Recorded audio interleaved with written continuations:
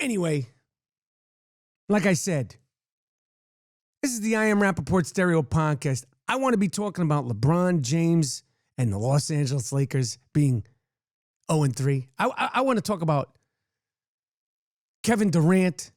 I want to talk about Joel Embiid. I want to talk about Tom Brady and these guys. We're talking about the 405 fucks. Miserable fucks on the 405 on a Saturday afternoon. I got better things to do. Honk if you agree. How about you suck my Jewish dick? How about that? Huh? Honk if you agree. Kanye was right. How about you suck my knish? Huh? Suck this challah bread right here. You fuck. Speaking of LeBron James, as of the recording of this I Am Rapaport Stereo Podcast, the lowly Los Angeles Lakers are 0-3. And to the Los Angeles Lakers struggling, I go, ha! You fuck. I love it. I don't know what people thought was going to happen. They did nothing to change their roster. The Russell Westbrook, I love you. I've loved you. But we can't only blame Russell Westbrook. They lost their last game to the Portland Trailblazers. Damian Lillard had 41 points on Mr. Defense, Patrick Beverly. I thought you were Mr. Defense. I thought you want to be Defensive Player of the Year. For what? Because you, after the whistle, you like tap guys on the ass. Who do you lock down, Patrick Beverly? Who do you shut down? Which one of the point guards in the league is like, oh no, I got to get some rest because Patrick Beverly's going to be guarding me? Ja Morant, Steph Curry, Chris Paul, Jalen Brunson. Who do you lock down? Dame Lillard? You're not locking down anybody. You're just like a little nuisance guy. And these are NBA players. Take that shit to the park for 3-on-3. That'll work at the park. It doesn't work in the NBA. There's no one you lock down. You're not locking down anybody. You're not locking down Kyrie. You think Kyrie Irving is like, oh God, I got to get some sleep. Patrick Beverly is going to be guarding me tomorrow. Hell no.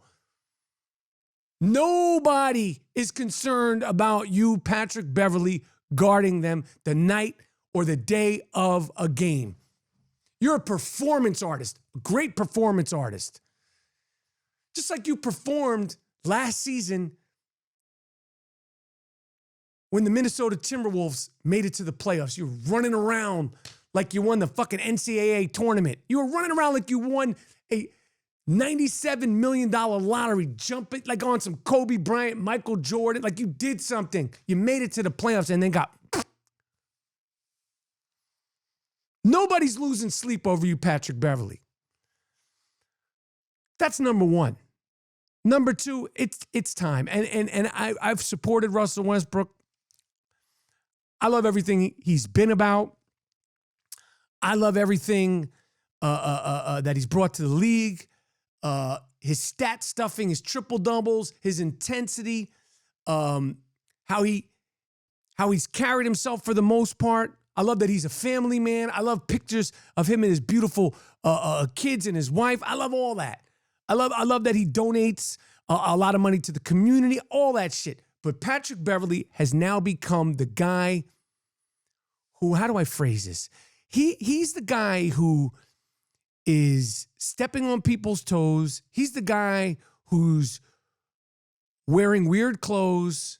He's the guy with bad breath, making jokes that aren't funny that nobody has told him about. Somebody needs to tell Russell Westbrook, the jokes aren't funny. Your breath stinks. You're too loud. You're not making sense. And nobody wants to do it, I think, because they love and respect him. But it's time. They have to get rid of Russell Westbrook. And that won't help the Lakers. Because Anthony Davis, who somehow, some way is a top 75 player of all time, what are you doing? You're supposedly healthy. What are you doing to help 74-year-old LeBron James? LeBron James, 74 years old. Anthony Davis, somehow, some way, you're a top 75 player of all time.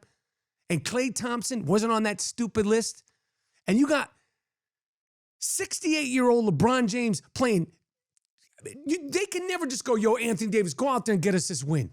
Score 50, dominate the game. You don't do that. And you're apparently you're healthy. You're healthy enough to change your hairstyles every game. You're healthy enough to do all this other shit, but you're not healthy enough to take over the number one slot for LeBron James, who's 84. That being said, it's time to let Russell Westbrook go.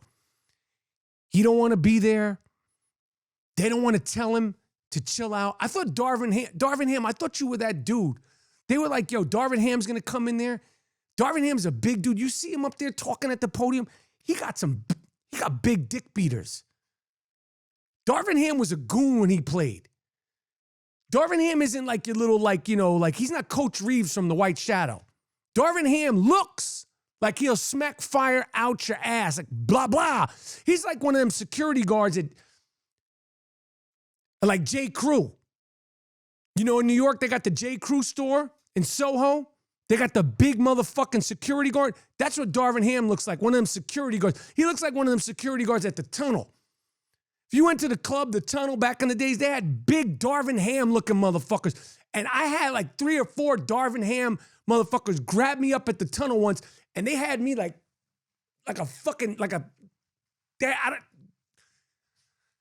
you need to get on some shit, Darvin Ham, and be like, yo, Russ, check this out. You coming off the bench tonight. And it may not even be you might not even be the first dude coming off the bench. You might be the second or third dude coming off the bench. I'm the coach. See this fucking hand? I'll smack down on your ass. That's the only way to do it. I gotta tell you, Russ, yo, your jokes ain't funny. Your breath is bad. I love you, but you're sitting down tonight. If I don't want to play you, I ain't playing you. You're getting paid $50 million whether I play you or not.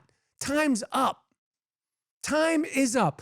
If you're the coach, you have to do that, Darvin Ham. They brought you in there for that. Yo, he's gonna control the guys. They're gonna respect him. Darvin Ham, I'm telling you, Darvin Ham, I am telling you, get control of the ship. They said you were a no-nonsense dude. They said players will respect you because you were a player and you're a tough guy.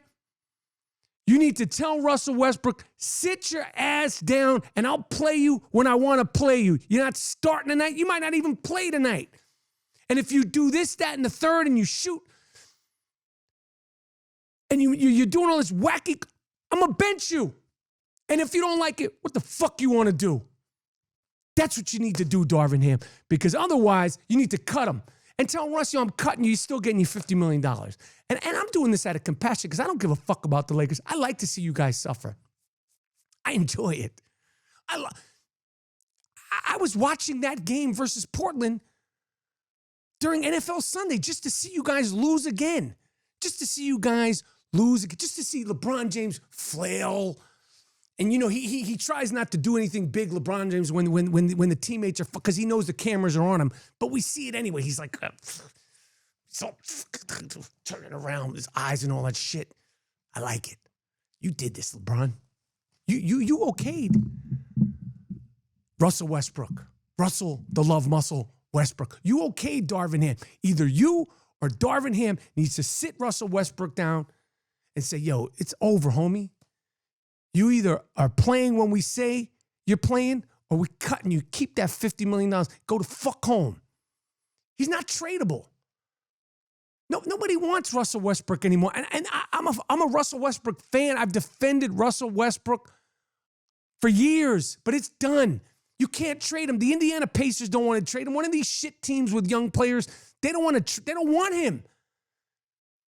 You did it to Carmelo. You guys had you did it to other players. He's going to be in the Hall of Fame. He's getting his $50 million.